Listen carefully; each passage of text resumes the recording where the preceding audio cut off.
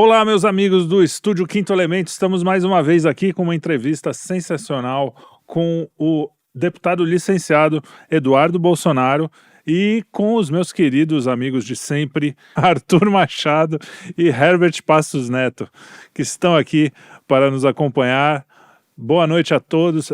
Boa noite agora, né? Não sei que horas que vai pro ar, mas boa noite, estamos na gravação. Primeiro, boa noite, deputado. Depende se você está no Quirguistão, na Austrália, no Brasil, em Dallas, qualquer lugar aí. Exatamente, cada um num lugar. Sempre alguém vai receber isso aqui sendo um bom dia, né?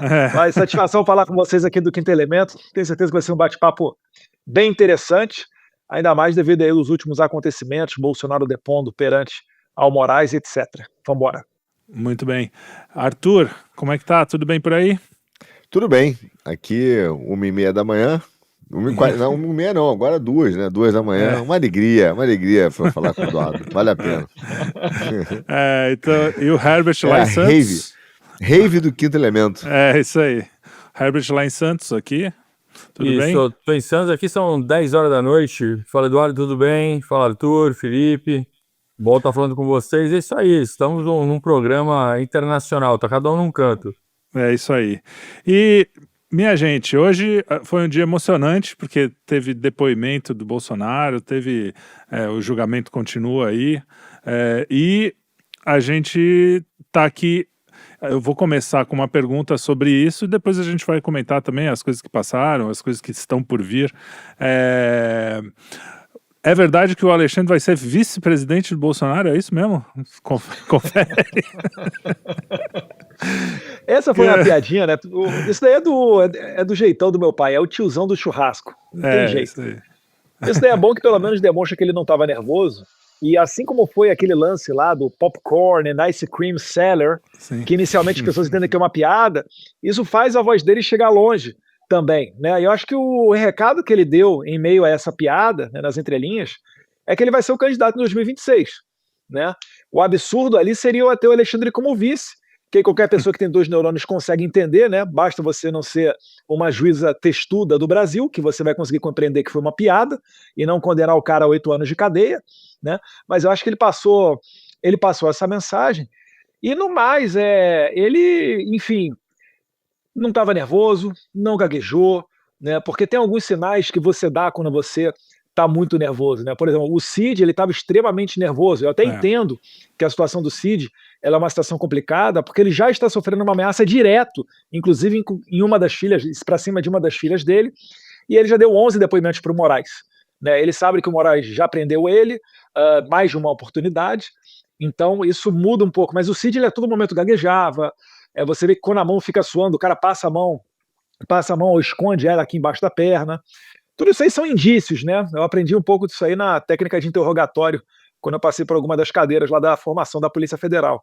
Mas eu digo que a minha avaliação é positiva, né? Ele desmentiu, falou com tranquilidade com relação a tudo, mostrou que o PGR é totalmente despreparado, o PGR parece que comprou a versão da imprensa, falando em ataques à urna eletrônica, ataques aos ministros, e aí eu já dei conta logo de postar. Calma aí, já é para falar de ataque? Então primeiro, né? Olha isso aqui, o Celso de Mello chamando o Bolsonaro de Hitler num grupo de WhatsApp. Por que para o Celso de Mello não vale nada e para o Bolsonaro vale cadeia? Para começar a desmontar as farsas deles. Então eu acho que foi uma oportunidade de sair para fora da bolha da direita e desmontar as narrativas. Eu sei que para a gente da direita é algo muito corriqueiro, né? Mas para quem não vale você levar essa verdade. Crítica. Sempre vai ter crítica, né? Cabeça do ser humano é imprevisível. Eu vi gente criticando com relação à piada, que não deveria ter sido feita, etc. Até em parte eu concordo com algumas dessas críticas, mas no total, eu acho que foi um saldo positivo. E o Bolsonaro, ele também finalizando, ele não deu a oportunidade do Alexandre de Moraes tentar o clinch, que é quando o cara fica tomando porrada no boxe, o que ele faz? Ele abraça o outro. Esse é o clinch. Então o Bolsonaro ele não baixou o nível e não permitiu que o Moraes tentasse interferir no depoimento dele. E hoje em dia, nos dias de hoje, que nem você falou no começo ali, é muito corajoso você fazer uma piada, né? Porque é uma das poucas coisas que fazem você ir preso mesmo na hora ali. Então, mas independente disso, eu concordo. Tem algumas críticas que o pessoal tá fazendo que a gente até entende, pô, o momento é sério, tem gente presa e tal. Não vamos negar que isso também pode ser uma crítica. Mas, por outro lado, é um momento também que você não pode levar aquilo a sério, porque é um circo que tá acontecendo, pelo menos na minha opinião. Aquilo tudo tá claramente armado, né? Então, enfim. O Kim Paim chegou também. Oi, Kim. Tudo bem? Salve, salve. E aí? O Kim Paim chegou. Tá mais elegante que filho de alfaiate, hein, bicho? Agora a gente... trabalho, né? Sai de uma live pra vir pra outra. Como é que pode isso, viu? A gente tá assim que nem... o sol não se põe. A gente tá que nem o Commonwealth em inglês, né? Desde a Austrália até os Estados Unidos, não tem, a gente tem... No nosso reino aqui do Quinto Elemento, o sol não se põe nunca. Muito bem. Pois é. Kim, vai, você que é a nossa estrela aqui, faz a primeira pergunta aí. Eu comecei fazendo só um xiste aqui. Ainda é possível, né? No Quinto Elemento a gente ainda você tá pode. falando aí do julgamento, enfim, eu tô vendo a Eduardo aí falando do julgamento do pai dele, dia especificamente de hoje, mas, não sei, eu acho que eu queria saber de Eduardo como ele tá vendo, não só o de hoje, mas o que também teve o depoimento aí do Garnier, do Ramagem, do Cid. Sei lá, me passou uma certa impressão que talvez se a gente tivesse tido um julgamento, não sei se mais apressado, poderia ser até melhor, mas apressado é o seguinte, esses depoimentos teriam acontecido 1 ano atrás. Porque o sentimento que tá me passando é que a imprensa ficou aí 2 anos criando 1001 narrativas, que em 48 horas, rapaz, a coisa caiu por terra de um jeito que eu tô assim, pô, não, tá de brincadeira.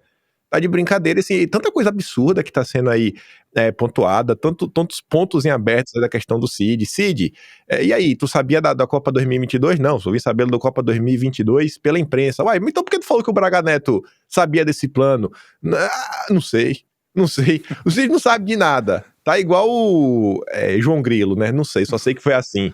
Caralho, pô, o que é que tá acontecendo? Aí, assim, o que eu queria saber do Eduardo era isso, como ele tá vendo essa situação aí, porque, querendo ou não, eu acho que a gente tava falando, né, a gente tá diante de uma questão muito mais política do que técnica, e nessas andanças aí, também nas as percepções com, sei lá, ouvindo de outros setores da política, não sei se antes, escutando uma coisa vindo até de setores mais ligados ao Centrão, como o pessoal vem observando esses últimos desdobramentos aí desse teatro criado ao redor de Bolsonaro.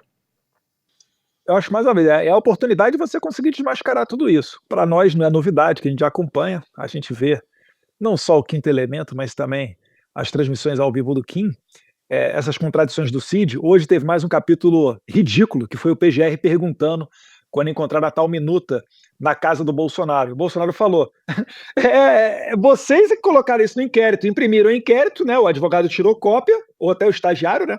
Mandou para mim, tava lá em casa que eu tava lendo aquilo lá, pô, tá no inquérito de vocês, tá nos autos de vocês. Então, assim, parece até aquela piadinha lá do Chaves e do Chapolin, né? Mas eu acho que a gente tem que trabalhar muito no meio político, porque tal qual aconteceu com Trump, ele não foi salvo em virtude do brilhantismo dos advogados, em que pese eu até achar que estão fazendo o melhor trabalho possível ali, o doutor Paulo Bueno, o doutor Vilardi, entre outros, mas o julgamento é totalmente político. E aí o Trump ele foi salvo pelo gongo, que foi a eleição. Se o Trump não tivesse sido eleito, ele ia tomar algumas centenas de anos de cadeia. Os cálculos que se faziam das penas somadas, que poderia chegar a todas as acusações do Trump pelos Estados Unidos inteiro, passava de 300 anos, né? Então, e qual é o gongo do Bolsonaro? Ser salvo pelo gongo do Bolsonaro, eu só enxergo uma maneira, que são as sanções vindo aqui dos Estados Unidos. E é por isso que a gente tem trabalhado nisso daí de maneira intensa, né? Agora aqui nos Estados Unidos, que eu tenho mais liberdade do que qualquer pessoa no Brasil, onde você não pode nem fazer piada, a gente consegue até ser mais vocal do que sendo um parlamentar do Congresso brasileiro, porque a todo momento fica a espada do Moraes em cima da tua cabeça. Eu, até 2 meses atrás, não era investigado de nada, parecer do PGR dizendo que a minha atividade aqui é totalmente lícita, e bastou o Marco Rubio dizer que estava analisando sancionar o Moraes, que aí eles abriram um inquérito contra mim, né, porque sabem que eu me encontrei com o deputado Corey Mills 1 semana antes dele fazer a pergunta ao Marco Rubio no Congresso americano. Então, dessa maneira, a gente está tentando levar para frente. Eu não sei ainda se no Brasil as pessoas entenderam que sem Bolsonaro, com Bolsonaro condenado, a gente não vai ter uma eleição normal no Brasil. A gente vai ter uma eleição onde, no máximo, poderá ser eleito uma direita permitida, o que fica longe de atender aos anseios populares, onde significa dizer que o establishment ainda seguirá dando as cartas no Brasil. E esse é o principal problema. É que o sistema, ele não... Quando essas pessoas, esses atores, seguem no protagonismo, a gente não tem a possibilidade de colocar o interesse público em primeiro lugar. Para isso daí ser feito, a gente tem que ter pelo menos uma eleição democrática, né? Isso significa colocar o Bolsonaro na eleição. E finalizando, não é porque é o meu pai, mas é porque é o líder da oposição, o cara que lidera as pesquisas. Se isso não acontecer, se nós não tivermos sucesso em ter uma eleição livre, a gente vai tirar uma foto em 2026 e mandar para o mundo inteiro uma foto muito semelhante da Venezuela, quando a Maria Corina, que é de esquerda, tentou sair candidata e tomou 15 anos de inelegibilidade. O que ela fez? Colocou como preposto dela o Domingos Gonzalez e acabou sendo eleito porque ele lá teve a oportunidade de fazer uma contagem paralela dos votos, porque tem voto impresso. O Brasil nem isso tem. Então o Brasil hoje está numa situação pior do que a Venezuela. O Bolsonaro lembrou, inclusive, muito bem isso durante o depoimento dele, falando, né, que se tivéssemos um sistema igual ao do Paraguai ou da Venezuela, basicamente não teria ocorrido o 8 de janeiro. Que 8 de janeiro foi o quê? Foi uma revolta em virtude da obscuridade e do tapetão que foi essa eleição, onde Jair Bolsonaro sequer podia relacionar Nicolás Maduro ao Lula, né? Para fazer live tinha que sair de casa, não pôde mostrar a imagem das maiores manifestações de rua de toda a história do Brasil em favor de um político, e assim por diante. Mas, né, o ser político, para acordar, às vezes é complicado. Tá? Eu não sei se todo mundo está entendendo que é isso aqui que eu falei que está em jogo. Né? Não é se o Bolsonaro vai ser candidato ou não, mas é toda a democracia brasileira. Muito bem. Herbert. Eduardo, eu acho que o Arthur está respirando em cima do microfone. Ó. Tá. Dá um monte aí, Arthur, só para eu ver. Ele vive fazendo isso, a gente mesmo. até já acostumou. É ele mesmo, cara. É ele mesmo. É igual o cachorro São Bernardo, ó. Fogo. Tá ofegante, é o sono. Vai lá, Herbert. Eduardo, uma pergunta rápida antes de ir pra política. Você ainda surfa? Opa, surfo, claro. Isso aí até ficar velhinho eu vou estar lá surfando lá, cara. Do jeito que der de surfo. Surfa também, Herbert? Surfo. Pô. Trabalhei bastante tempo no site Waves. Ainda tem... cara, uma vez o Waves fez uma publicação, fui no Havaí, aí tirou uma foto lá, eu em Sunset, e deu um bafafá, começou os comentários, todo mundo indo contra todo mundo, legal pra caramba. Com o Mancuso, né? Com o Silvio Mancuso. Sim. Esse Mancuso me botou no mar em Waimea de 18 pés.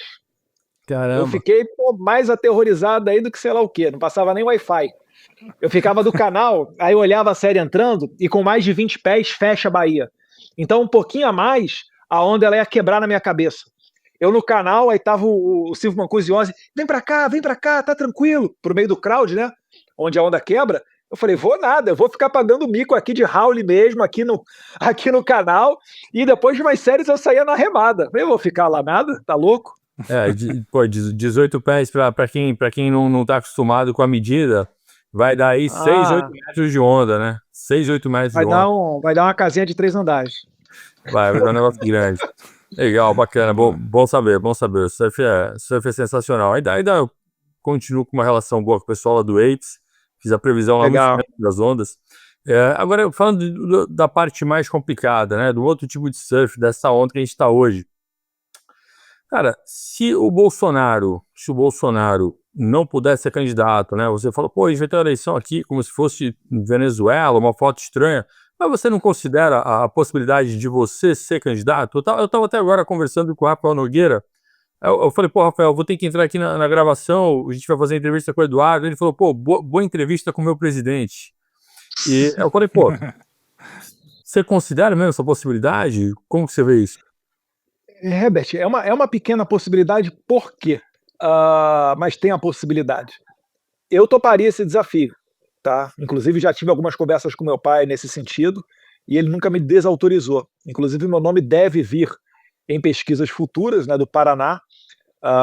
Acho que até encomendada pelo próprio Partido Liberal. Vamos ver como é que vai sair isso, porque já teve uma da Genial Quest que se adiantou e mostrou lá, né, a chamada de uma das matérias da imprensa.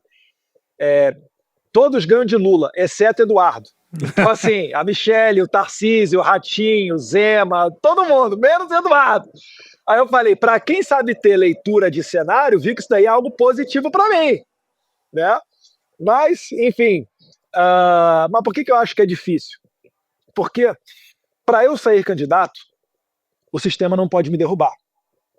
Então a única maneira que eu vejo disso acontecer é se saírem as sanções.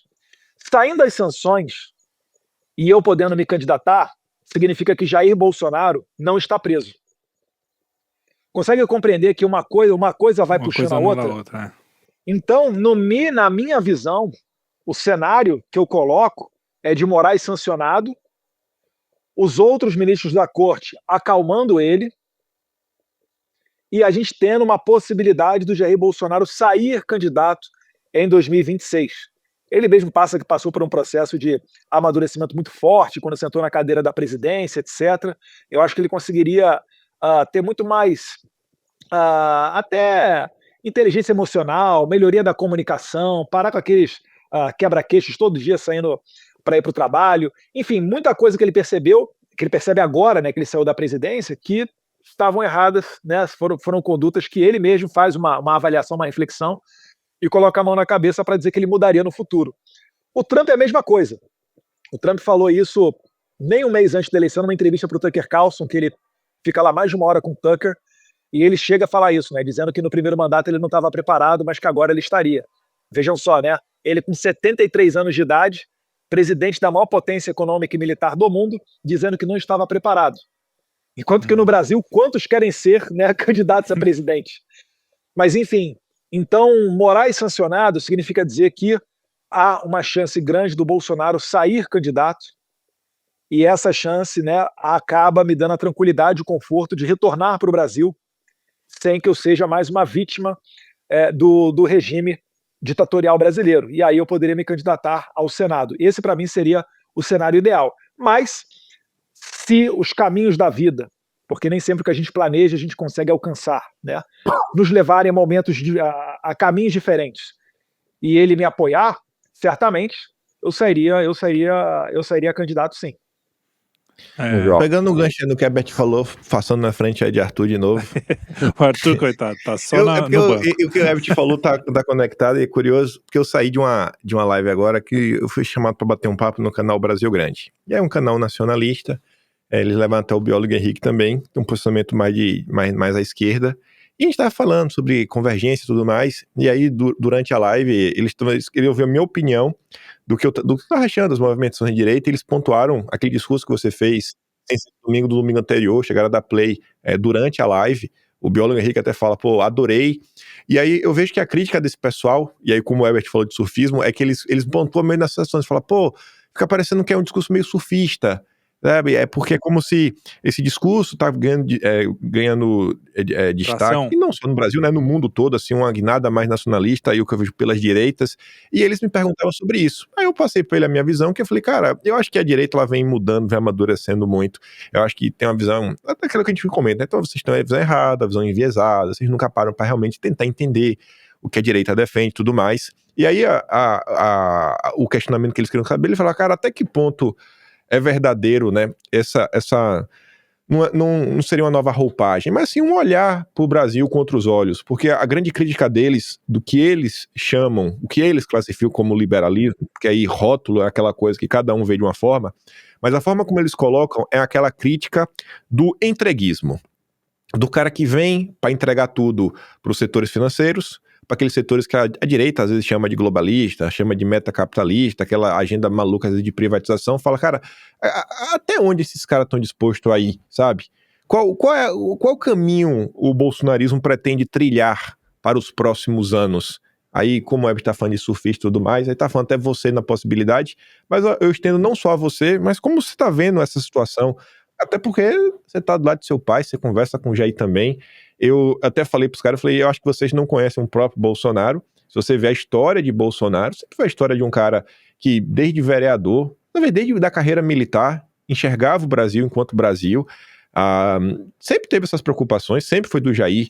Tem um discurso engraçado que é o Jair e o Omar Aziz, ambos defendendo a exploração de potássio no norte do país. Isso em 2014. Então você vai falar, pô, cara, o Jair ele já era amigo do Enéas lá atrás. Eu e Márcio Gerri, na exploração de petróleo na foz do Amazonas. Pois é, então assim, isso sempre foi a agenda do Jair. Eu acho que às vezes a galera fica presa nos rótulos, etc, tudo mais, mas eu tava falando pra eles, eu acho que a gente não tá, eu não acho que é um movimento surfista, tamo aqui só, mas chegar no poder, vamos chamar, sei lá, os banqueiros da Faria Lima pra direcionar pra que lado o Brasil vai, como o governo Lula vem fazendo. Eu acho muito difícil isso acontecer. Mas enfim, eu queria ouvir isso aí de tu. Com certeza, eu acho que ganhou muito fôlego a ideologia liberal, porque o Brasil foram muitas décadas de um socialismo mais radical, né? A gente nunca, antes do Bolsonaro, a gente nunca viu diminuição de imposto. Eu, particularmente, não me recordo quando no Brasil a gente teve um presidente que reduziu imposto. A primeira vez que aconteceu isso foi quando chegou o Jair Bolsonaro e ele chancelou o Paulo Guedes, né? Aquele negócio porteira fechada, uniu o Ministério do Planejamento com Fazenda, super-ministro da Economia, e aí veio uma visão liberal, onde as pessoas que não têm noção das teorias que circulam, né, de keynesianas, de Mises, de Hayek, etc., elas começaram a atender muito até para o lado quase anarcocapitalista. Aquele negócio, tem que privatizar tudo. Mas se privatizar tudo, você pode cair na mão de um Jorge Soros. A nossa diferença com o Lula é que o Lula quer um Estado grande, gigantesco, para ele poder se perpetuar no poder. É o desenho que ele faz.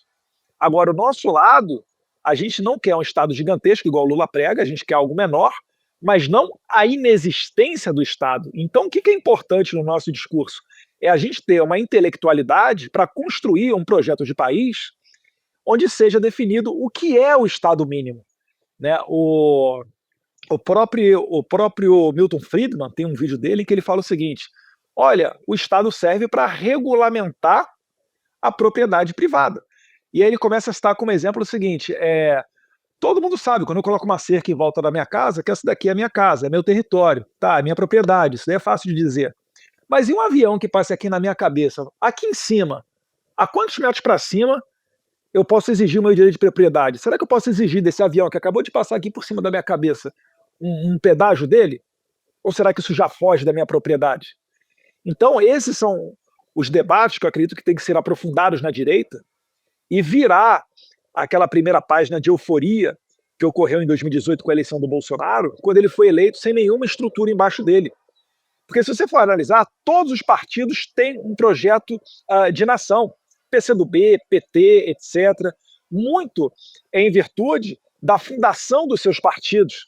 Né? Perseu Abramo, era o que o PL deveria fazer, e até onde eu sei, isso está embrionário, está por conta muito do senador Rogério Marinho, para definir o que a gente quer enquanto país na modalidade, no tema energia, no tema infraestrutura, no tema relações internacionais. A gente tem que estar preparado porque a expectativa de poder agora é real. A gente pode talvez entrar numa próxima eleição e chegar a ter de novo a presidência. E aí, o que você vai fazer? Porque quando você entra na vida de presidente, acabou, você não vai ter mais tempo de parar para estudar teorias, ver o que é, o que não é. Você tem que estar com tudo pronto. Então, nesse aspecto, eu tenho olhado muito de perto o J.D. Vance. Por quê? Porque o vice-presidente dos Estados Unidos ele está se declarando e se mostrando como um pós-liberal. E aí eu quero ver com profundidade o que é esse pós-liberalismo. Onde é que fica essa questão de Estado mínimo? Né? Porque, no final das contas, todos os países utilizam de protecionismo. Né? As próprias tarifas do Trump são um reflexo disso. Outras privatizações que a Espanha não deixou ocorrer, também por conta disso. Quando o Macron senta o pau no Brasil, né, ele tem muito medo do nosso produto agrícola entrar lá. Por que eles vão pregar liberalismo para nós, para o vinho francês entrar aqui, e quando a nossa soja vai entrar lá, ele quer falar de tarifa, de imposto de importação? Então acho que esse é um debate que a gente tem que ter e chegou o momento. Né? Já não dá mais para você chegar à presidência sem ter esse tipo de bagagem. E eu finalizo achando muito interessante o próprio movimento que o Jair Bolsonaro tem feito. Que ele está muito mais maduro hoje em dia. Poxa, ele sentou com o Aldo Rebelo. Eu estou comparando o Aldo Rebelo com o Bob Kennedy. É aquele cara que sempre foi de esquerda, né? Mas que você, quando começa a pensar num projeto de país, você vê algo positivo ali. Ou alguém vai discordar que ele é um nacionalista e que seria uma excelente pessoa para proteger a Amazônia, para falar de recursos naturais, bem conectado inclusive com as Forças Armadas. E aí eu vou torcer o nariz para ele porque, poxa, 10 anos atrás ele era do PCdoB? Não. Eu assinei a frente parlamentar do deputado do PCdoB, Márcio Gerri, frente parlamentar para exploração do petróleo na foz do Rio Amazonas, né? Até porque é difícil você conceber, né, que vem uma reserva de petróleo gigantesca da Venezuela, beira ali, passa pela Guiana, aí quando chega no Brasil acabou? Calma aí, né? E além do mais, se tiver algum tipo de acidente, se realmente for a intenção deles preservar o meio ambiente, se tiver um acidente e vazar petróleo no mar, esse petróleo não vai correr para dentro do rio. Isso nunca ocorre. É sempre do rio para o mar que corre a água, né? Então, é focar, é o que eu falei naquele vídeo, né? É focar no que há de positivo e tentar aglutinar, porque a gente não vai eliminar, né, as pessoas. Isso não vai ser um maravilhoso mundo da direita, né? Inclusive, a gente prega muito pelo contrário, né? Nós é que somos os pacifistas que defendem as liberdades. Então, acho que é por aí. O Ernesto tinha uma frase muito boa, só para encerrar minha fala, que ele falava: eu não sou a favor nem do Estado mínimo, nem a favor do Estado máximo, eu sou a favor do Estado necessário. É necessário, acabou, não sabe? E vida que segue. Ficar aí em busca aí do máximo, do mínimo, não, o que precisa ser feito. E vamos que vamos. E com pessoas que querem fazer a coisa certa, né? Porque, na verdade, tanto faz o estado mínimo, máximo, médio. Se você tem o privado, a parte privada só com Jorge Soros da vida, não adianta nada. Você tem que ter pessoas boas, tanto dentro do estado quanto na iniciativa privada. Arthur, e as pessoas não são boas por natureza, né? Nós somos caídos, né? É bom lembrar disso. Por isso que precisa de uma moral firme, de tudo isso. Arthur, vai lá. Agora é a sua vez. Abre o microfone aí, mas não é pra fungar, não. Hein? Você não arrepiou, não? Arrepiou? No máximo eu lembrei de um cachorro São Bernardo. Olha só, eu tem vários pontos que eu quero falar, perguntar você, Eduardo, mas eu diria até só uma observação sobre essa questão, como liberal é sem vergonha. Eu vou falar por quê. Porque essa pergunta é ótima, que ele pergunta se o Estado máximo ou mínimo. A gente quer o Estado funcional. E o problema, porque a ideia do tamanho do Estado é quanto se gasta do Estado. Só que a gente tem um problema que o Estado foi capturado. Então, máximo ou mínimo, ele não funciona, entendeu?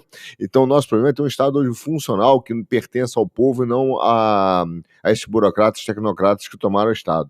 Mas, voltando aqui ao nosso, eu acho que você botou a história do Vence, que é sensacional, porque eu acho que o Vence foi um dos responsáveis para fazer o Trump chegar jogando como chegou no dia 20 de janeiro, com um programa debaixo do braço e já sabendo o que fazer. Ele não sentou lá e falou assim: pessoal, agora não vamos discutir o que vai fazer. No dia 20 ele entrou, no dia 20 à tarde ele já jogou, em 3 semanas, você vê, a gente está em junho, o cara entrou em janeiro, né?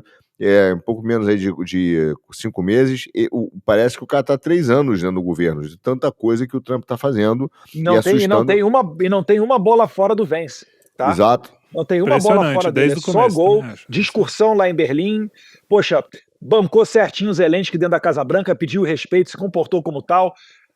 Pra mim tá nota 10 o de Vence. Os caras entrou jogando, né, cara? Entendeu? É impressionante. Eu acho que a direita tem que entrar jogando. Mas eu tenho 2 questões que a gente perguntar para você sobre essa questão da eleição, vis-à-vis do que está acontecendo na Europa e também as questões das sanções. Por quê? Porque, por exemplo, a gente fala hoje dessa direita permitida, que tem essa ideia que está sendo feita, né? Que está sendo criada. E realmente essa é uma ideia muito forte. Por exemplo, agora teve o evento do Guarujá, lá em São Paulo, recente agora, que estava todo mundo lá, inclusive governadores nossos, né? Estavam lá, e o João Camargo, que é o da Esfera, disse, e estava lá, conversou-se de forma muito aberta, que por exemplo, Tarcísio seria candidato a presidente, independentemente, inclusive, da vontade do Bolsonaro e da bênção do Bolsonaro, mostrando, inclusive, que ele talvez seja o candidato, de certa forma, hoje de um candidato do sistema, né, que o sistema está cooptando para isso. E aí é curioso, porque você vê esse movimento vis-à-vis do que aconteceu na Europa recentemente, onde aqui na Polônia, aqui na Europa, mas lá na Polônia, mas na Polônia a eleição foi entre a direita e o prefeito liberal. Aqui o Chega, né, com o André, ele é oposição à AD, que tem uma pauta extremamente liberal. Você tem o Merz, que foi inclusive da Goldman Sachs, né, também foi da Goldman Sachs durante um tempo. Ele é um cara, e foi do conselho do BlackRock, ele é um cara que também, desculpa, ele foi do BlackRock, mas é um cara que hoje, por exemplo, tem como oposição a AfD. Então você está vendo uma composição de forças que não é mais só em direita e esquerda, até recentemente, o bloco de esquerda na Europa, aqui na Europa, em Portugal, teve aqui uma rebelião, 100 caras saíram aqui reclamando, dizendo que descobriram, depois de 200 anos, né, que o bloco de esquerda é autoritário, intolerante e antidemocrático, saíram gritando, descobriram, né, os caras descobriram isso. Mas até mesmo na França, você tem também um bloco de esquerda que morreu e tem um outro líder de esquerda que se bota extremamente nacionalista. Mas a esquerda mesmo, nesse contexto que a gente conhece, ela está se enfraquecendo e está desaparecendo. E as tensões que estão brigando hoje são entre direita e o liberalismo, né? E então você vê essa tensão. Então eu queria te perguntar sobre como você vê isso, principalmente que a história um pouco do bolsonarismo no Brasil tem um lado de muitos aliados de ocasião, né, Eduardo? Aliados de ocasião que estavam juntos e quando puderam, como diria acho que foi uma expressão do Brizola, né? O cara ia acosteando o alambrado, né? Ele foi saindo de fininho, aí de repente o pessoal viu, não, voltei, eu tô brincando. Então é toda hora de tô indo, mas tô aqui. Quando o cara sente o que é a força do bolsonarismo, e principalmente da vontade popular nisso, a turma meio que volta. Então, nessa combinação, que a primeira pergunta que eu vou fazer para você é onde a gente tem que entrar jogando, sabendo que existe uma tensão de direita liberal e aliados de ocasião, como você vê essa composição, inclusive no excelente discurso que você fez, postou no vídeo recentemente aí no Twitter, falando de uma composição de uma aliança de forças. Eu até me lembrei do livro lá do Lincoln, de uma certa maneira, daquele time de rivais, né? Como ele construiu um país entre os seus antagonistas, né? Eu sei, obviamente, que jamais a gente chamaria o PT e o PSOL para estar no governo, mas tem caras, esses aliados de ocasião hoje, que são muito mais antagonistas do que qualquer outra coisa, né? São os primeiros a atrair o bolsonarismo quando podem. E na mesma linha, o que me chama a atenção nesse cenário que você botou no início, eu queria te perguntar uma questão das sanções, porque o que me chama a atenção das questões da sanção é que a imprensa brasileira está levando para a questão eles precisam levar para o lado do pessoal, tipo, isso é uma birra do Eduardo com o Trump, né? Que como se não fosse uma questão institucional. Só que tem uma curiosidade que vale muito a pena discutir. Veja que nenhum democrata do Partido Democrata, nenhum jornal democrata, aliás, muito pelo contrário, a The Economist apoiou, né, criticou o Alexandre, nenhum democrata saiu em defesa dos juízes brasileiros. Então eles estão olhando para isso com um olhar do tipo, cara, isso é um problema institucional, isso não é um problema pessoal. Então, mesmo os opositores do Trump, que poderiam aproveitar desse momento político, dessa discussão, não olham para as ameaças de sanções que estão sendo feitas para simplesmente dizer e falar assim, não, cara, isso é uma questão personalíssima entre Eduardo e o Trump, né? Ou um problema de soberania. Eles entendem, pelo contrário, que existe um problema sério da democracia brasileira, a liberdade de expressão, aos direitos, a liberdade individual. Tanto que até mesmo os democratas não criticam. Então, nesta linha, né, que está sendo construída, o que eu queria te perguntar, como eu te falei da questão da direita versus liberais, dentro do cenário que você construiu, é que os americanos, via de regra, cara, quando o cara demora a tomar essa decisão, eles estão avisando que vai tomar essa decisão, mas na hora que o cara entrou na lista de sanção, não é para simplesmente negociar na manhã seguinte. Ele vai ficar, e vai ficar durante muito tempo, entendeu? Vai ficar muito tempo, e aí eu tenho dúvida só no teu cenário, que o cara vai simplesmente ele continuar no Supremo, os juízes sancionados continuar no Supremo, tocando o país como se nada tivesse acontecido. Porque para mim o que os americanos vão exigir é o seguinte, cara, eu não vou negociar ou facilitar a vida de um país que tem juízes do Supremo sancionados, porque significa que existe uma corte, que é uma corte de fato antidemocrática, e que põe em risco o conceito verdadeiro de democracia no Ocidente. Então, nesse cenário, né, como você vê isso? A questão do direita versus liberais, os nossos aliados de ocasião, a história de candidatos que vão sair ou podem sair, né, dessa direita permitida, mesmo sem autorização do Bolsonaro, e como seria se você ainda, sob essa luz, continua achando que a questão das sanções, a partir do momento que elas sejam postas na mesa, se você acredita que elas serão retiradas ou rapidamente em função de uma negociação, ou se são problemas institucionais que possam fazer com que o Brasil aproveite a ocasião e façam reformas verdadeiras, principalmente no judiciário. Me falaram que ia ser uma entrevista tranquila. Me deixaram aqui 2h30 da manhã, vai falar, velho. O cara se vingou, não vai porque ser pra me aliviar. deixaram. O mais importante é o seguinte: os aliados de ocasião, eles vão querer se aproximar muito para tirar proveito político-eleitoral, né? E caso tenha o sucesso em ser eleito, no dia seguinte viram as costas. É o famoso caso dos traíras. O remédio para isso daí primeiro, é você saber identificar quem são essas pessoas, mas isso é muito difícil, né? Você imagina só, você, candidato a presidente do Brasil, você tem que percorrer os 27 estados. Poxa, eu não sei qual é a realidade política desse ou daquele estado. E, invariavelmente, vai colar um desses caras aproveitadores, né? Eu acho que o principal é o eleitor estar esclarecido e conseguir se informar através de fontes confiáveis quem são as pessoas, né? Porque na época da eleição sempre rolam diversas listas. E, enfim, isso daí para mim acho que seria o mais complicado. O teu problema, Arthur, é que você está à frente do tempo. O Brasil é uma terra que sempre está algumas décadas atrás, né, nesse debate teórico e das ideologias. Então, enquanto a maioria do mundo está entre conservadores e liberais, vamos assim dizer, o Brasil ainda tem aqui que lutar contra o comunismo. E nessa luta, né, acaba que a prioridade, quando a prioridade é a preservação das liberdades e evitar que os comunistas se perpetuem no poder, isso daí faz com que ocorra até essa união entre liberais e conservadores, coisa que não ocorre nesses países que já sofreram com o comunismo, já viraram a página do comunismo lá atrás, que é o caso principalmente da Polônia, os países aí do leste europeu, né? Romênia, Hungria e etc. Então isso daí é o que eu pontuaria.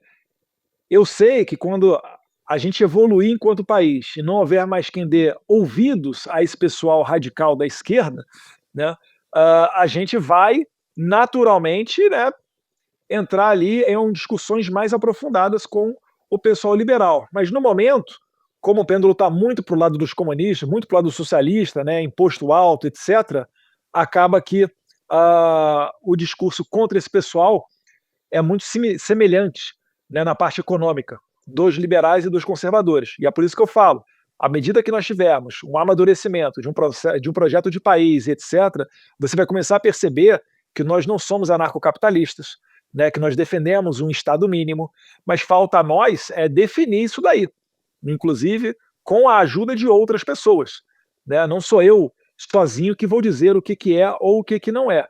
É por isso que eu falo, eu aprendo com os outros, eu não preciso reinventar a roda no Brasil. Estou olhando de Vance, né? Dou uma olhada ali para o Milei também, né? Mas o Milei não muito por essa questão teórica, mas como exemplo de sucesso de resgate de um país que estava na lona, que é o caso da Argentina, mas eu vou mais ou menos por aí. Não sei se te respondi muito bem essa pergunta. Respondeu, tá ótimo. Não vou te botar mais em situação difícil, não. É que eu não tô querendo cair na porrada com ninguém agora. O momento agora... Desde que a gente cai, a gente cai. O momento agora eu não estou olhando para fazer, né, essa limpeza, né? Eu estou no momento de focar no positivo. Converge comigo nisso aqui, então bora nessa pauta, vamos embora. O Vitor Orbán, ele deu uma palestra uma vez no CPEC, uns 3 anos atrás, muito interessante, que ele dá os 12 passos de combate ao comunismo. E o 9º passo, se não me engano, é um que se chama Tenha Aliados. Foque no positivo. E ele dá como exemplo o Papa, que naquela época era o Papa Francisco. Ele deixa subentendido que ele tem várias críticas com relação ao Papa Francisco, né? Mas ele diz que o Papa estava apoiando o acolhimento de refugiados ucranianos e que isso convergia para o pensamento e a mentalidade dos húngaros. Então ele falou, por que não eu somar esforços junto com o Papa para receber esses ucranianos da melhor maneira possível aqui na Hungria? Então ele falava mais ou menos nesse sentido. E é o exemplo mais longevo, né, de líder de direita no poder, tá? Desde 2010. Cara, essa questão da formação de chapa, de aliado, traíra, eu vou até passar um pano pro Eduardo, até para outros aí, que essa questão sempre rola. Bom, o cara fechou com o traíra. Eu mesmo já ouvi muito isso. Pô, fulano vem aqui e fecha com esse cara e todo mundo aqui sabe que é traíra. O que acontece é que, às vezes, a pessoa que está ali no dia a dia do município, de uma região, ela conhece mais a fundo certos candidatos, certos elementos que vão se aproveitando da política. Então fulano nunca foi, sei lá, com esse perfil conservador, mas agora é onde o cara vai lá, se veste disso e entra. O que acontece é que as pessoas que estão na posição da articulação mais em cima, como o Eduardo, o Valdemar Costa Neto, entre outros, cara, na hora de você montar a chapa, você não consegue, pela própria qualidade geral do que existe, você não consegue fazer um grande filtro. Então sempre vai ter vagabundo na chapa, não tem como. Até o pessoal aqui da direita, conservadora, que espera chegar a 2026 e falar, porra, finalmente vai ter uma chapa pura, um negócio bacana, só com gente legal, porque a gente aprendeu a lição. Cara, não tem esse material humano. É impossível. Uma grande, não é pouca gente, é uma grande porcentagem daqueles que vão compor todas as chapas de 2026 vão vir desse meio que era meio centrão e agora veste uma roupinha de conservador e vai. E não tem como evitar isso. Não tem como, porque esses caras têm voto, esses caras têm estrutura formada. Então é muito difícil você criar as próprias estruturas. Demora. Você criar as tuas estruturas políticas, o teu sistema político é uma coisa mais demorada. E esses caras conseguem fazer isso porque ele já vem construído antes. Então, a gente chega numa região para montar a chapa e já tem os caras ali meio que prontos, negociando com o bolo meio pronto, e você vai lá e fala, caramba, puta, eu preciso montar a chapa aqui, o cara já tá com a farinha, já tá com o fermento, eu preciso botar o sabor. Ou eu boto o sabor e levo aqui no empate, ou seja, monto uma chapa mais ou menos, mas a gente consegue voto e entra, ou eu vou falar o quê? Falo que não, e ele vai fechar com outro e não ganha nada nessa região. Então, cara, ou vai perder de 4. Mais ou menos numa eleição, quando você monta a chapa, é melhor do que não ganhar nada, porque pelo menos com mandato no teu partido, você consegue ainda negociar uma porrada de coisa. Sem mandato você não negocia nada. Então existe esse ponto da prática que é sempre complicado, sempre decepciona o eleitor que não está acostumado e que acha que é fácil você fazer uma escolha. Não, esse cara aqui estava fechado com outro fulano lá, que era tucano, sei lá, agora ele quer ser do pé. Cara, não dá para fazer esse filtro todo. É muito difícil. Isso é uma briga até... transição. É uma briga até da esquerda, né? A esquerda reclama da mesma coisa, porque é justamente isso. O centrão vai pra lá e pra cá e as pessoas... Fala, Eduardo. Mas isso daí é igual a atividade policial, né? Tem como o policial sair para trabalhar e ter a certeza de que vai voltar para casa? Não tem. Mas tem como ele reduzir os riscos, que no caso do policial o quê? Treinamento. Ele cria memória muscular, fica bom de tiro, se protege melhor. Não é certeza que ele vai sobreviver no combate, mas ele entra com mais chances. No nosso caso, o que é o treinamento? É fazer formação de base. Essa é uma crítica que eu fiz muito internamente no PL, que é o quê? Utilizar o dinheiro da fundação. Você tem vários outros movimentos, eu não vou citar aqui, mas que caras que estão organizando. Os caras fazem formação de 2, 3 mil pessoas. Esse trabalho vai dar resultado daqui a 3, 4, 5 anos no médio prazo. São pessoas que vão entrar num debate muito mais preparadas e o lacrador da direita da rede social que conseguiu ser eleito vai se dar mal nesse embate. Porque o cara, eu lembro meu pai falando para mim, eu tinha acabado de entrar no Congresso, ele falou assim, não ache você que você é o Aurataz da honestidade e o intelectual que passou na PF formado na FRJ, que ele vai comer o teu fígado aqui se você não chegar no debate bem preparado. E é por isso que eu falei, uma das principais características, eu sempre gosto de ressaltar o quê? A humildade. O meu primeiro ano, você praticamente não ouviu falar de mim. Eu fiquei quieto, só olhando meu pai, meu gabinete estava lá do meu pai, só olhando meu pai, indo para os debates, discussão, tal. Às vezes eu ia aqui, ia colar, mas devagarinho comecei a comer o meu feijão com arroz. E o pessoal da direita hoje em dia se sente muito pressionado por conta de rede social e quer chegar e ir para o embate, e não sabe nem o resultado que ele quer com aquele embate. Então é complicado, acho que a gente tem que ter uma maturidade melhor, né? E essa formação do partido é o que eu gostaria de fazer. Um dos projetos que eu desenhei, enquanto secretário internacional do PL, qual que era? Era de fazer 2 eventos por mês, em estados diferentes do Brasil, e um fora do Brasil. Nesses eventos, por exemplo, eu ia chamar um deputado argentino para falar sobre economia argentina num evento desses. Antes, ele ia dar uma aula de 2 horas para pelo menos umas 20 ou 30 pessoas.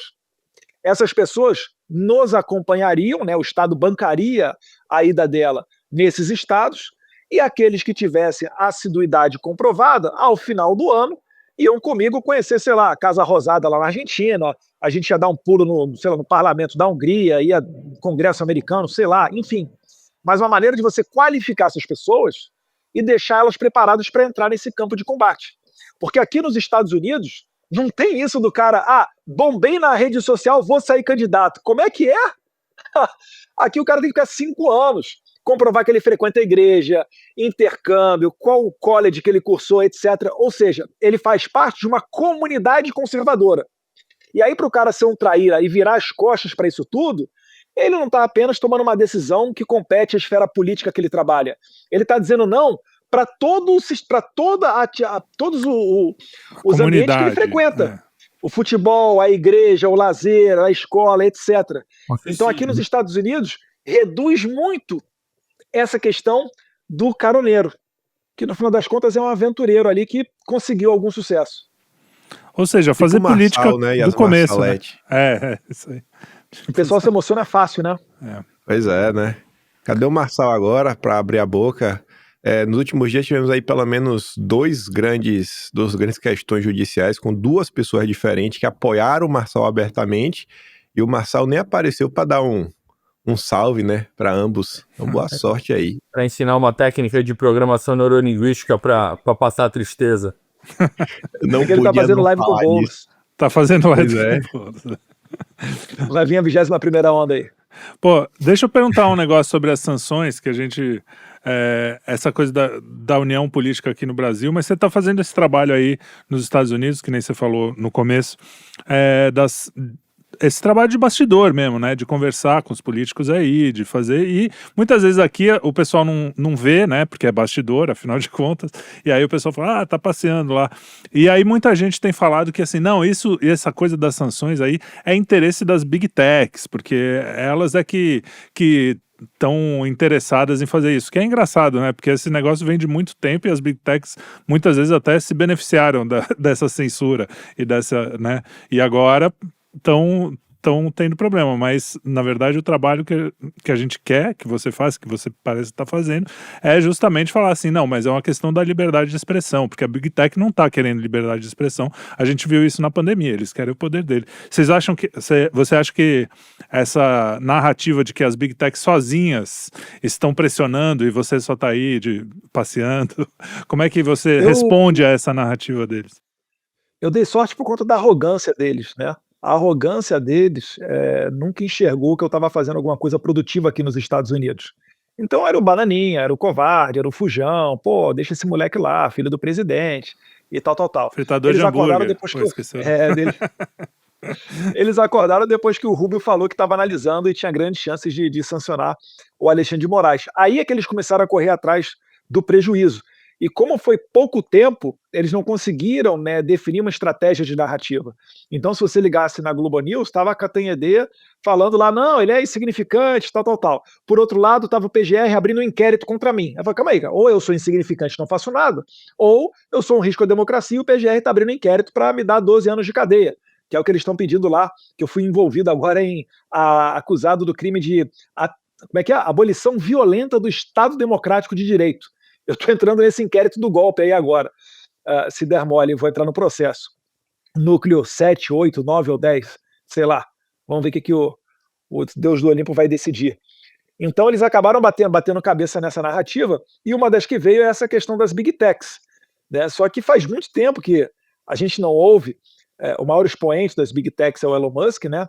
dele falar com relação ao Brasil. É claro, tem Big Tech que vai interessar essa pauta, como por exemplo a Rumble e a Truth Social, que não entraram no mercado brasileiro, e tem outras Big Techs que vão ser contra, talvez para garantir uma reserva de mercado para eles.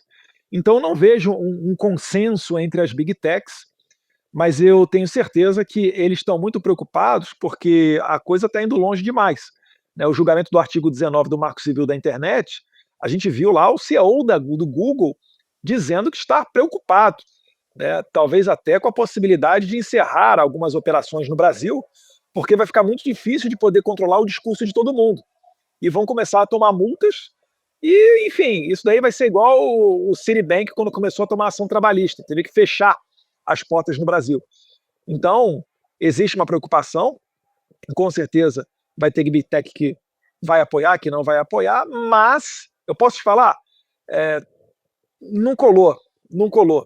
Eles estão tentando me desmerecer porque viram que o meu nome foi alçado, né? Foi jogado muito para cima com essa questão toda.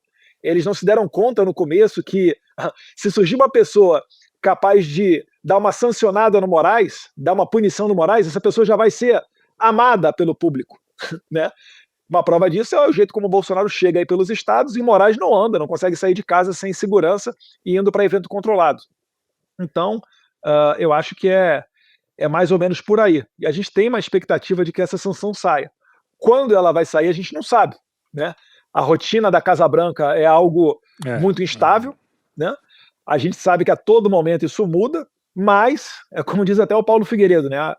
O ultrassom da grávida tá bonito, tá de 39 semanas, pode nascer na 40ª, na 41ª, na 42ª, até na 43ª tem bebê que nasce, mas a gente continua trabalhando aqui para que ele nasça, né? A gente já tem o aval de todas as altas autoridades envolvidas no caso, National Security Council, a State Department, o jurídico da Casa Branca, etc. Então existe uma ordem executiva pronta para o Trump assinar. Quando ele vai assinar? Não sei. Isso vai depender do momento político, isso vai depender de outras variáveis que aí não estão debaixo da minha gerência. E aí a gente vai ver quando é que vai acontecer. Mas eu tenho muita esperança de que vai acontecer, Deus quiser, em breve, né? Mas não consigo cravar uma data nem falar quando. Mas é engraçado, porque isso, eu não sei, eu imagino que isso deve passar pela cabeça do Trump, né? Essas similaridades. Ele teve tentativa de assassinato, teve essa lawfare pra cima dele, a mesma coisa que seu pai. Agora o Miguel Uribe lá também tá em estado crítico até agora, ninguém sabe se ele vai sobreviver. Teve um monte de casos parecidos. O Trump consegue contar com detalhes a facada do meu pai. Pergunte ao Mário Frias, que estava junto no jantar lá, ano passado, lá no Mar-a-Lago. Ele parou a mesa e começou a contar como é que foi a facada do meu pai para mais 2 casais que estavam na mesa com a gente. Então, assim, a gente espera que isso conte também, né? Kim, vai lá, você que falou, faz tempo que você não fala. Não, tô aqui ouvindo aqui, pensando que perguntar, que não seja também, assim, tão dissociado desse tema. Mas você falou, né, da própria questão da presidência, assim, falando aí de essa última fala aí, eu não quero colocar em nenhum tipo de saia justa, que eu tô aqui pensando, mas seria falar o seguinte, eu vejo muitas vezes a militância, ela se questiona sobre muitas coisas, ela tem aquela tendência do se a Globo está de um lado, eu estou do outro. E aí eu pergunto você que acompanha a política há muito tempo, conhece os políticos brasileiros, não é estranho que todos os governadores democráticos, todos, sem exceção, e tem até esse termo, né, governadores democráticos, são aceitos e desejados pela imprensa, inclusive pelo mercado financeiro, sabe? Por quê? Por que esses caras são tão desejados? Não tem algo errado acontecendo, enquanto o Bolsonaro tá aí, sendo atacado por todas essas pessoas, de todos os ângulos diferentes, e, enfim, né, nos últimos dias vem até crescendo nas redes sociais críticas a parlamentares, principalmente parlamentares que têm muito engajamento, gostam de lacrar, mas, sei lá, não comentaram nada sobre, assim, tudo que teve relacionado a você, da capa da Veja, as movimentações lá fora, ao discurso que você fez, a outros desdobramentos, você como possível candidato, não abre a boca sobre isso, eles também mal abrem a boca para falar do julgamento, mas posta ali um videozinho, 2, 3 palavras e não, né? Enfim, como é que você enxerga isso tudo aí, né? O que você falaria para a militância? Desconfiem de quem o consórcio e o mercado financeiro andam elogiando demais ou... Né? Não, talvez eles mudaram. Eu desconfiaria, né? Eu acho que quando você entra na vida pública, você tem que botar o interesse público em primeiro lugar, né? E não desse ou daquele segmento. Ainda mais quando você assume certas posições, né? Mas com relação a parlamentares, pessoas que foram eleitas na aba do Bolsonaro, elas não se pronunciarem sobre determinados casos, eu acho que isso daí acaba aos poucos, é verdade, mas as pessoas acabam vendo. Eu fiz acho que um vídeo só ou 2 falando sobre isso, né? Só para alertar, para dizer, vocês estão vendo, né, o que eu tô vendo, né? o principal pauta que a gente está tendo, a tábua de salvação, para que a gente possa ter um país minimamente democrático, está vindo dessa questão de sancionar sanção aqui dos Estados Unidos. Você imagina só ver a notícia que é o seguinte: o Trump abre a boca e o Trump fala: eu não vou sancionar o Alexandre de Moraes. Meu amigo, saia de baixo. Aí vai ser artigo 19 do Marco Civil da Internet, vai ser encabrestar de vez mesmo a presidência do Senado e da Câmara, enfim, vai ser o terror, porque ele vai ficar mais à vontade ainda. Então, esse trabalho que a gente está fazendo aqui, eu não sei se todos os deputados de direita têm noção, mas é um trabalho que é pertinente até a própria existência dele enquanto deputado, né? Eles deveriam estar apoiando mais do que tudo. Eu recebo muito apoio? É verdade, muito apoio. Mas eu procuro não ligar muito quando não vê apoio, sabe? A gente faz as coisas porque a gente sabe que é o certo. A gente não faz as coisas esperando reconhecimento de ninguém. O que dá tristeza é que o caminho poderia ser muito mais rápido e muito mais suave. Acaba sendo mais tortuoso, mais trabalhoso, mais estressante. Mas eu vou fazer o quê, né? Isso aí tá fora do meu controle. E só uma pergunta, também sem tentar colocar numa saia justa demais. O PL deveria ser né? O PL. Mas, olhando em termos reais, quantos PLs hoje, sei lá, existem dentro do PL? E em termos reais também, será que quantos PLs a gente consegue reduzir para... Eu digo assim, quantos PLs, quantos grupos internos que vêm buscando uma certa autonomia? Será que a gente não pode migrar um caminho, sei lá, só 2 grupos diferentes, né? Que, beleza, vida que segue, como era para ser, só um grupo mais ligado ao centrão, um grupo mais ligado à direita, né? Como está hoje a direita no Brasil, né? Quantos grupos dentro dos grupos que na verdade devia ser, talvez, né, um grande grupo, pelo menos, pensando isso daí não vai acontecer nesse momento, Kim, porque as pessoas que pensam diferente do Bolsonaro, que acham que ele é uma página virada, etc., elas ainda não têm um conforto para dizer isso abertamente e serem eleitas. Elas sabem que elas precisam de Bolsonaro para sua eleição. Então, o que pode ocorrer é uma torcida para que o Bolsonaro esteja fora do jogo, para que isso abra caminho para essa, entre aspas, nova direita. Mas, assim, eu acho que cada vez mais você vai depurando. A cada eleição você dá uma depurada. Muito estresse na rede social vai acabando também abrindo os olhos de muita gente, né? Mas eu posso te dizer com clareza, né? O PL é um partido totalmente heterogêneo. E não é só bolsonaristas contra o que o pessoal fala na internet, né, de PL raiz. Tem várias outras ideias ali dentro. Aí vai ter gente que vai falar: Eduardo, mas é bom que isso é democracia, pluralidade de ideias. Gente, partido político não nasceu para ter pluralidade de ideia, não. Partido político nasceu para ter uma constituição, né? Um plano definido, né, daquilo que eles pretendem para o país. Se você concorda, está dentro. Se você não concorda, está fora, né? Olha aí a importância de você ter bem definido essas pautas que a gente está falando. Porque, é democrático. Tá, então vamos botar o cara do PSOL dentro do PL? É claro que você não vai concordar com isso, né? Então, eu acho que é mais ou menos por aí. E a gente tem que, entre aspas, aproveitar, enquanto o Bolsonaro ainda está vivo, que depois que ele morreu, não sei o que vai ser da direita, né? Vai ser igual o dono da boca, o dono da favela quando morre, né? O dono do tráfico de drogas lá. Vai ficar o gerente brigando com o fogueteiro, que vai brigar com outro. Enfim, tiroteio para tudo que é lado, você vai ver só. Mas enquanto ele está vivo, a gente tem que aproveitar para tentar sedimentar um movimento permanente, né? Utilizar essa estrutura do PL para construir um projeto de país, para construir uma formação acadêmica, intelectual, não só para os próximos parlamentares a serem eleitos, mas para o próprio partido mesmo. Se você for ver os Estados Unidos, por que aqui as disputas são muito mais equilibradas e elas nunca acabam na próxima eleição? É porque os caras aqui têm Heritage Foundation, é mais de 100 milhões de dólares de orçamento por mês. Mais de 80% disso vem da velhinha lá do meio dos Estados Unidos, lá de Ohio, né, de Iowa, doando 20, 30, 40 dólares. Né? Você tem desde 1973 um CPEC. Então você tem várias estruturas que dão o tom da política.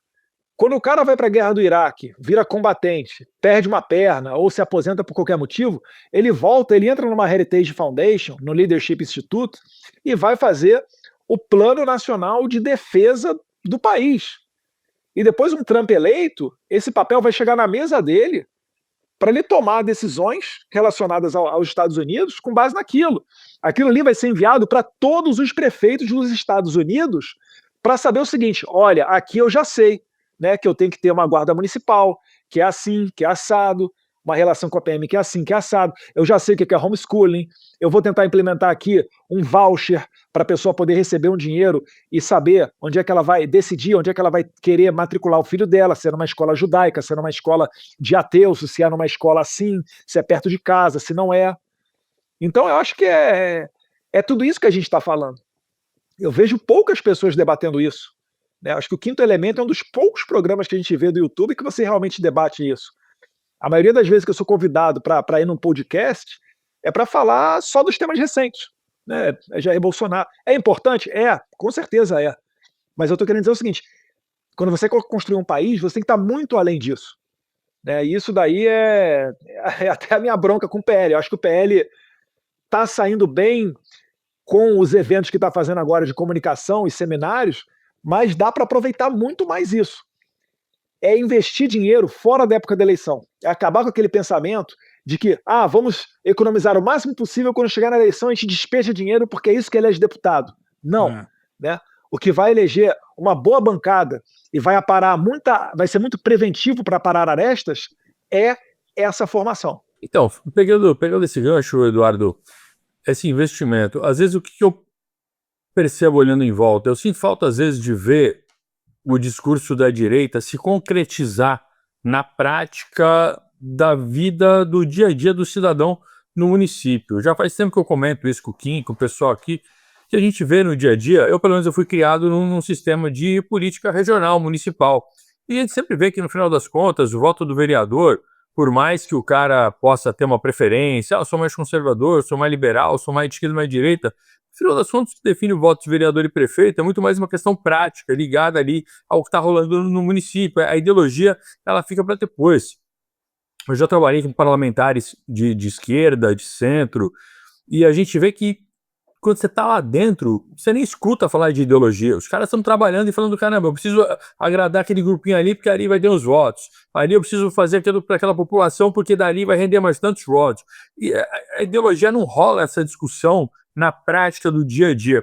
Às vezes eu sinto falta de ver essa movimentação por parte do que a gente chama hoje de direita. Claro que até pegando um paralelo do que o Olavo falava, que a direita, o que a gente chama de direita é, na verdade, um grupo muito heterogêneo de pessoas que se movem por oposição àquilo que a esquerda faz. Então a esquerda se coloca como política e a direita ela acaba sendo antipolítica, porque ela só se mexe para ser contra a política da esquerda. Se tiver tudo bem, o pessoal fala, puta, quero pegar minhas ondas, tô aqui ocupado cuidando da minha família, meu trabalho, pagando meus boletos, eu não quero me meter com política, eu quero que o Estado não me atrapalhe, independente do tamanho que ele tenha. E aí, quando o negócio começa a degringolar demais, o pessoal se levanta e fala, porra, agora tá difícil, precisamos fazer alguma coisa. Só que quando o pessoal se levanta para fazer alguma coisa, é porque o trem já saiu muito do trilho. E aí, para colocar de volta, fica muito complicado. Beleza, esse é o ponto que a gente tá. E aí a gente tem um grupo heterogêneo, mistura liberal, conservador, monarquista, tradicionalista, evangélico, você vai ter de tudo nesse ambiente. Ok, eu acho que dentro de um partido como o PL ou outros que venham a existir, sempre vai ter um pouco dessa mistura, dessa pluralidade. Tá, no final das contas, o que vai definir é o voto dentro do município. Muitas pessoas falam, poxa, por que a gente não consegue, sei lá, ter o Senado fazendo uma pressão muito grande? Pô, porque muitas vezes o voto do senador, o voto do deputado, ele não está linkado a uma política concreta do município, que é aquela história de eleger vereador pra caramba. Você vê em qualquer cidade, cara, todo vereador é ligado a algum deputado. Todo vereador, ele tem uma ligação, ele faz campanha para aquele deputado, ele chama os cabos eleitorais dele e fala, pô, aí, chegamos na eleição, preciso dar 300 votos para esse meu deputado aqui, preciso dar 100, os caras têm meta de voto. Os caras têm meta, pô. Os deputados antigos aí de Centrão, aquele esquema mais fisiológico, pô, os caras têm cargo em tudo que é município e dá meta de voto para cada um desses cargos. Tudo bem, esse não é bem o estilo da direita fazer as coisas. Mas, pô, esse sistema funciona. E eu sinto falta do pessoal da direita avançar para esse campo um pouco e tomar o espaço fisiológico, não para ser fisiológico, mas para realizar aquilo que deseja. Porque se você também não tem o poder na mão, esse micropoder que está ali na trama da sociedade, também não dá para fazer nada. Então meio que os deputados da direita, às vezes eles não metem medo de verdade no sistema, porque ele não está mexendo onde dói naquele prefeito, que é o orçamento do município. Agora, uma cidade com 15 vereadores, pô, junto os deputados da direita, que são famosos, tem voto pra caramba. Cara, você consegue ter 4 vereadores numa cidade ali, pô, você mexe no orçamento do município, você mexe onde dói naquele prefeito. Então, às vezes eu sinto falta dessa ligação ainda. E entendo que ela poderia ser criada, sim, a partir da fundação do PL, de fazer um investimento voltado e bem direcionado para essa política. Claro que isso é difícil pra caramba, eu sei que é complicado de fazer, mas se não começar, também nunca conclui. Sim. Qual é a dificuldade do PL, enquanto partido, organizar dessa maneira para que o deputado, o senador, eles consigam ter uma ligação mais direta, mais orgânica e mais funcional com essa letra miúda do município para o cidadão sentir? Onde é que embarrera o negócio? Cara, acho que embarrera no próprio preconceito do deputado, cara. Se você parar para ver, os deputados da direita, basicamente é fruto de rede social. O pessoal normalmente não tem grandes recursos, né, mas na rede social dando opinião ele acaba sendo eleito, e quando ele é eleito com esse voto de opinião, pode olhar, por exemplo, o meu caso, ou o caso de vários, pensa num deputado que é bom de rede social. Eu tenho certeza, se você olhar o mapa de votação territorial dele, é tudo espalhado. Enquanto que esses deputados que você descreveu, que sempre foi a tradição do centro, o cara, fala-se até, né, ele é o cara daquele curral eleitoral, é o cara do litoral norte, é o cara do noroeste, é o cara da Baixada Santista. E aí ele gira todas as emendas parlamentares dele para aquela região. Eu te falo, eu fui eleito com base no meu pai, né, em 2014 eu tive 82 mil votos, depois estourei em 2018, e eu me dei conta disso. E eu comecei a fazer essa transição. Eu falei, beleza, já tenho voto de opinião e vou continuar cultivando esse voto através dos meus discursos, né, apresentação de projeto de lei, comissões, audiências públicas, etc. Mas, por outro lado, eu enxerguei exatamente isso, Herbert. E o que eu comecei a fazer, e que o meu pai também fazia muito pouco no passado, quando ele era deputado federal, era explorar essa questão das emendas. E a gente já conseguiu eleger deputados fazendo o quê? Fazendo a destinação da emenda e colocando na conta de alguém. Então, por exemplo, eu ia lá em São José do Rio Preto, você fazia uma destinação de emendas parlamentares para o hospital de base, né, ou agora para a Santa Casa, ou para a Santa Casa de Franca, enfim. Eu sempre estava preocupado em pegar uma pessoa daquela região para me dar o braço e ir comigo visitar o hospital, falar com o coronel da PM, comandante da área, etc., aparecer na rede social com aquela pessoa. E eu sou um dos raros casos em que eu dou moral e marco outras pessoas na minha rede social. Porque quando você marca o cara pequenininho, né, por vezes isso faz baixar o engajamento do Instagram. Então nem todo mundo marca. E também isso daí é dividir capital político. Né? Tem gente que gosta só para si, para inflar o próprio ego. Mas enfim, eu comecei a fazer esse movimento e eu acho que todos os deputados tinham que ter clareza para fazer isso. Agora, o bicho do deputado é complicado, porque se ele acha que ele está eleito no voto de opinião, ele acha que acabou o problema. Ele não enxerga o jogo assim, poxa, cara, tem que tomar esse território, porque se eu não for ali naquela localidade, alguém da esquerda vai chegar e vai mentir para aquele cara. Vai falar que vai resolver o problema dele do saneamento básico, vai ganhar o voto daquele cara, ou vai dar um tijolo. Quem nunca reclamou disso, né? Pô, o cara chega na época de eleição, ele troca ali o voto dele por um churrasco. A gente tem que entrar lá e conversar com essa pessoa, né? E não falar sobre Edmund Burke, né? Sobre Friedman ou qualquer um desses caras, que a esquerda não conquistou, não chegou ao poder fazendo isso, né? Muito pelo contrário, você bem falou. Mas para apresentar para eles os seus argumentos. Eu, por exemplo, lá em casa, eu sempre falava com uma pessoa que trabalhava lá em casa, perguntando para ela e justificando e falando, como é que tá o preço do café aí? Tá tanto, sabe por que tá tanto? Por causa disso daqui, disso. E tentava explicar para ela. Eu tentava ser sempre o agente transformador do meio em que eu vivo, né? E eu acho que você está certo, tem que ter essa migração, não só para você ter o voto de opinião, mas migrar para você também ter esse voto do vereador, do prefeito, da base, E eu acho que, enfim, mas aí vai depender de cada um, né? É difícil conversar com o deputado e falar para ele pagar missão para fazer isso ou fazer aquilo. Então, mas isso não poderia ser um fortalecimento da cúpula do partido e dessa diretriz? Porque eu acho que o ambiente de direita ele é sempre mais individualista. Então fica cada um meio que por si. Cara, mas Cara, o individualista ele sempre vai perder pro coletivista no final das contas se continuar dessa maneira. Precisa precisa encontrar um equilíbrio entre o individualismo do candidato, ok, a gente tem um perfil mais conservador, liberal, etc. Ninguém é tão coletivista quanto a esquerda, mas, porra, se não tiver nenhuma consciência coletiva de nada... O partido só faz isso se tiver poder, se tiver uma maneira de poder cobrar a fatura do deputado. Senão não vai conseguir fazer. Então, mas a própria distribuição dessa verba do fundo eleitoral, do fundo partidário, daquela porcentagem que Sim. por lei é obrigatória a ser gasta com um programa de formação política, essa distribuição de verba não poderia ser, olha, vamos estar distribuindo isso aqui, mas, porra, eu quero ver o resultado. Poderia, mas aí o partido tem que estar preocupado com isso daí. Hoje em dia, muito da mentalidade do PL é focado só no eleitoral, nos 45 dias. Entendeu? Se você chegar... É o que eu falo, tem que ter um projeto de país, tem que saber o que você quer, entender que um partido não é democracia. O melhor exemplo que eu tenho de partido, para mim, é o Vox da Espanha. O Vox da Espanha, cara, tem fundação. Os caras fazem documentário sobre o Foro de São Paulo, tema que é sensível na América Latina e pouco sensível lá na Europa. Eles são super organizados. Eles têm mídia. Eles têm o La Gazeta de la Iberosfera. Eles têm o El Toro TV conectado com eles. Eles mandam os seus filiados para fazer intercâmbio. Eles fazem um evento tão organizado quanto o CIPEC, né? Normalmente é o Vive Espanha, tão organizado quanto o CIPEC, anual. Você entra lá, parece que está entrando numa arena de um estádio, um negócio sensacional. Então é o partido mais organizado. E ali você não consegue fazer alguma coisa fora do partido, porque senão você está fora. Por quê? Porque lá é lista fechada. Você não está na cabeça de chapa se você começar a fazer uma conduta isolada, sem ter o aval do partido. Então todo mundo tem que ir primeiro dentro do partido, debater, discutir e dali partir para fazer a sua atividade.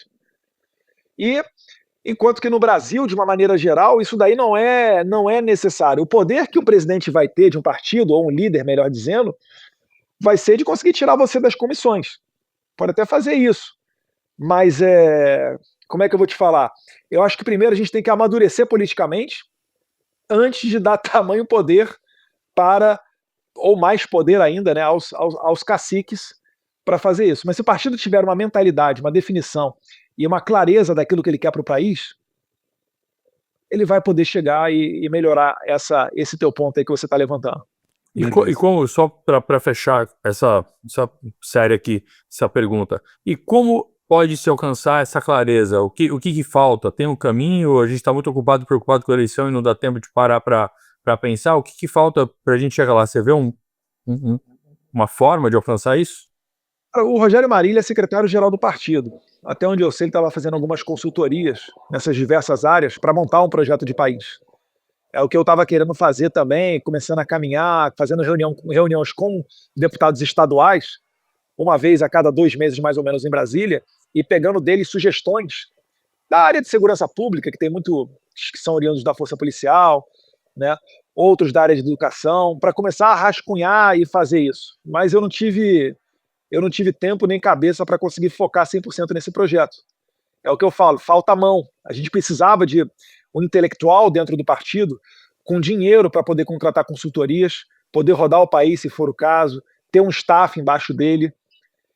É o que eu falo, não é só mirar na época da eleição, é conseguir fazer essa intelectualidade dentro do partido.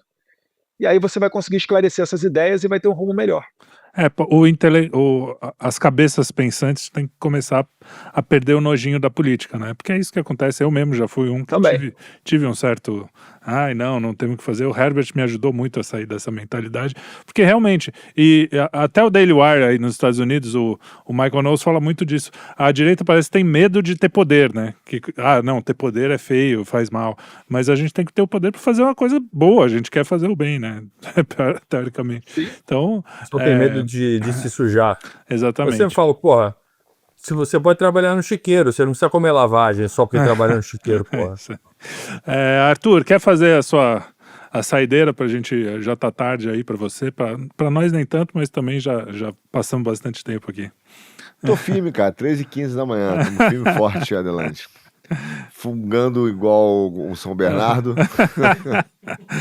Você precisa ver na hora de roncar, entendeu? Aí a coisa fica pesada.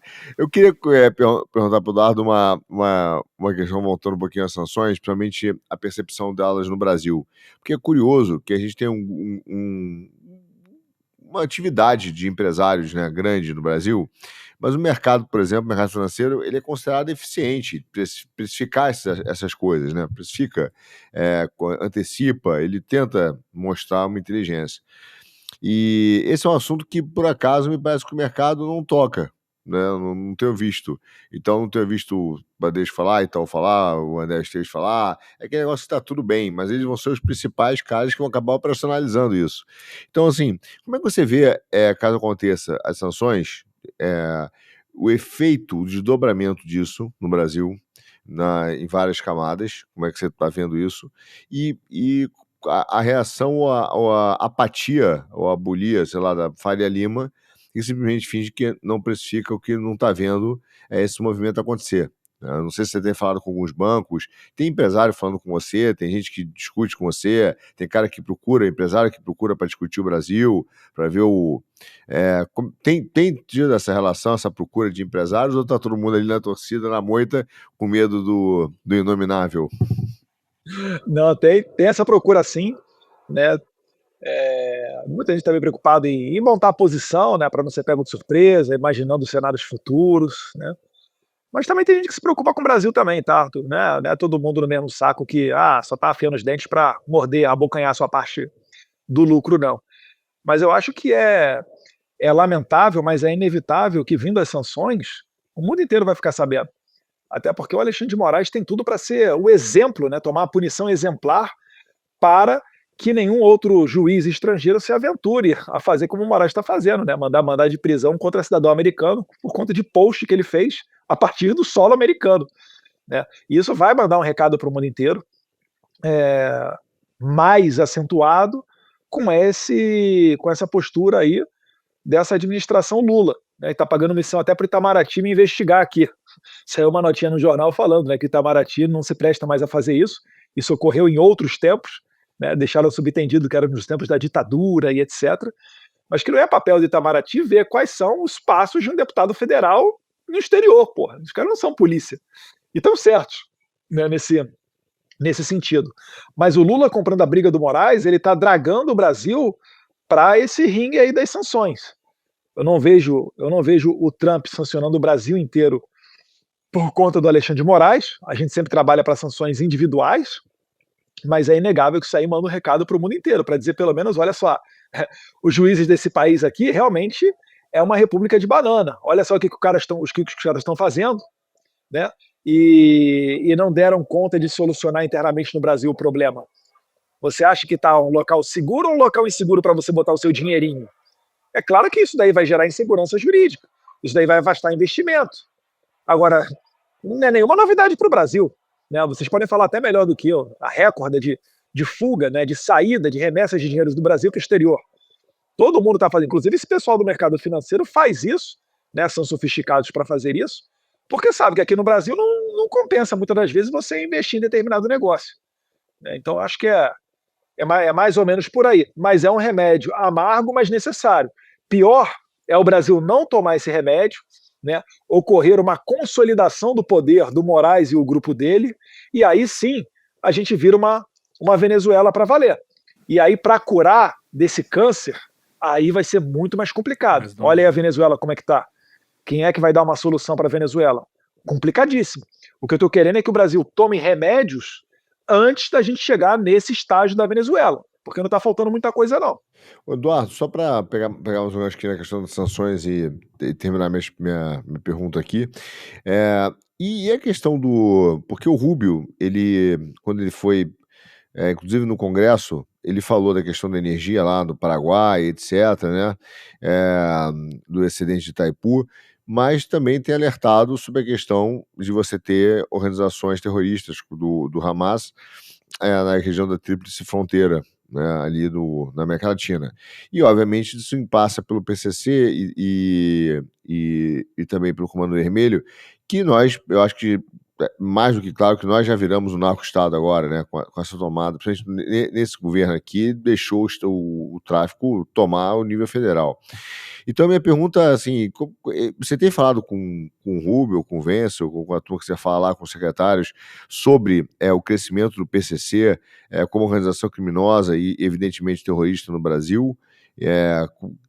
Eles estão abertos a começar a botar esses caras na lista também? Como é que está essa discussão das organizações criminosas lá? Eu estou preocupado de falar e já vai vir gente me atacando, não, né? Me criticando, dizendo, tudo que vem dos Estados Unidos é Eduardo Bolsonaro. Não, eu tô falando do pessoal aí mais limpinho mesmo, né? Que fica falando, e aí, o Eduardo já falou que essa medida dos Estados Unidos veio dele. Eu já fiz 2 reuniões, tá? Em 2 órgãos diferentes, uma dentro da Casa Branca e uma no State Department, falando exclusivamente sobre esse assunto. Isso é algo que preocupa muito eles, porque eles já têm informações de que a sofisticação do PCC e do CV está levando a lavagem de dinheiro, inclusive com pessoas já sancionadas, ligadas à Al-Qaeda e ao Hezbollah, tá? Então eles estão olhando isso aí com muita preocupação. Aquela operação que teve mais para o começo do ano, do Take America Back, que prendeu, acho que 12 brasileiros, né? Boa parte deles com envolvimento com o PCC e boa parte deles imigrantes ilegais nos Estados Unidos, onde eles estavam fazendo tráfico de fentanil e tráfico ilegal de armas, passando por Flórida, Massachusetts e Carolina do Sul. Isso ligou um alerta muito grande para eles. Então, como eles estão agora com essa nova política migratória, com essa nova política de envio de bandidos e criminosos dos Estados Unidos para as cadeias do Bukele, né, notoriamente para o CECOT, o Centro de Confinamento contra o Terrorismo, eles também estão analisando a possibilidade de colocar nesse jogo os cartéis brasileiros. Os 2 maiores são o CV e o PCC. O CV já praticamente controla a rota de droga dos principais produtores de cocaína do mundo, né, Bolívia, Colômbia e Peru, e também divide com o Comando Vermelho rotas de entrada de armas, principalmente pelo Paraguai, tríplice fronteira do PCC, Porto Murtinho mais ao norte, Comando Vermelho. Então eles estão de olho nisso, porque eles sabem que no Brasil não tem como você muito esperar justiça, né? O que há hoje em dia é o retorno daqueles diálogos cabulosos. E eles não querem que isso daí chegue por lá. Então, uma maneira que eles teriam para brecar o avanço desses grupos é fazendo sanções. Porque eles não vão pegar só o traficante lá da ponta que está segurando o fuzil. Eles vão pegar o cara que lava dinheiro, o cara que é mais sofisticado, aquele cara que nem sempre bota a cara, aparece na televisão, às vezes não é nem procurado pela polícia. Então, eu acho que vai mais ou menos por aí. E eu lembro o seguinte, uma vez designado como grupo terrorista, essas pessoas, que podem às vezes nem cometer crime violento, falei aqui de lavagem de dinheiro, essas pessoas fora do Brasil, elas podem ser presas pelo DEA em qualquer localidade. Então isso aumenta o poder do DEA de ir atrás dessas pessoas, prendê-las e levá-las à justiça americana, né? Paraguai, Colômbia, dentre outros países, são países onde isso daí é uma possibilidade de acontecer, onde existe uma cooperação mais forte com os americanos. E se Deus quiser, no Brasil, retornando um governo Bolsonaro, por exemplo, haveria muito mais cooperação nessa área. Eu sei que o Brasil proíbe na sua Constituição o envio de nacionais para cumprir prisão, né, no exterior, e também não existe a pena de banimento. Mas, pegando um estrangeiro da Al-Qaeda, do Hezbollah ou do Hamas, procurado pelos Estados Unidos, a gente pode sim mandar para que eles depois mandem lá para a prisão do Bukele em El Salvador, se for o caso. Muito bem. Alguém quer falar mais alguma coisa? Última chance, hein? Kim? Só Herbert? falar o seguinte, o que você falaria, Eduardo, assim, em encerramento, né, a gente perguntei antes para militância, mas o que você falaria para, sei lá, se alguma pessoa de outra bolha assistir a esse final, né? O que se você tivesse a oportunidade de falar e a pessoa tivesse minimamente o coração aberto para ouvir, qual a mensagem que você gostaria que eles, né, absorvessem? Se ela tivesse com as armas baixadas, eu falaria que eu não sou esse bicho de 7 cabeças, que muitas vezes a imprensa tenta pintar, né, de uma pessoa agressiva. sou uma pessoa que só quer o bem do país, e certamente aqueles que querem também o bem do país são convidados a colaborar, a debater, a levar o nosso país para um rumo melhor. Eu acho que, principalmente na base, a gente tem que ter a liberdade de expressão para a gente poder trocar essa ideia, e eu acho que esse é o momento que o Brasil precisa, né? Um momento de virada de página, um momento de união, é muito daquilo que aconteceu aqui nos Estados Unidos. Falei do exemplo do Bob Kennedy, mas existem vários outros aí dentro do governo, para que a gente possa caminhar junto e melhorar enquanto nação, né? Não ficar focando só na treta, no conflito, naquilo que diverge, mas seguir o conselho do Viktor Orbán, de focar naquilo que converge, né, de ter aliados. Eu acho que vai mais ou menos por aí. Não significa dizer que a gente vai dar a mão a comunistas e vai começar a idolatrar Stalin. Não, não é isso. Mas, por exemplo, o Ciro Gomes está sendo processado pelo Lula porque ele criticou banqueiro. Esse é o país que você quer mesmo? Claro que não. Eu tenho certeza. Se sentar com o Ciro Gomes e tomar um cafezinho com ele, a gente vai concordar, pelo menos, na parte de liberdade de expressão. Então, por que a gente junto não pressiona as autoridades a ceder, né, a parar com essa perseguição, com essa censura? É mais ou menos por aí. É mais ou menos pegar ali o Aldo, tomar um cafezinho com ele. Aldo, não anima aí não fazer um projeto aqui para a gente definir onde é que impacta o nacionalismo, quais são as bandeiras que realmente importam para a soberania nacional, o que a gente pretende fazer com a Amazônia, o que pode ser essa execução de uma exploração sustentável, até onde a gente pode ir na mineração, né? Discutir questão de reservas indígenas, que praticamente é tudo, desde o tempo do Enéas, a gente sabe isso, né? O Bolsonaro também fala, né? As terras indígenas estão sobrepostas aos metais preciosos, ao mapa metalogenético do Brasil. Então é começar a debater isso, e não só ficar, né, no debate político da internet, digamos assim. Eu quero pensar no Brasil para frente. Todo mundo que está com essa mesma preocupação é convidado a se unir forças e a caminhar junto nesse projeto. Maravilha. Então, Maravilha. Muito obrigado, Eduardo. Muito obrigado a vocês três também, meus companheiros de Puxando o Fio, que hoje é uma entrevista especial. Obrigado a vocês também que nos acompanham.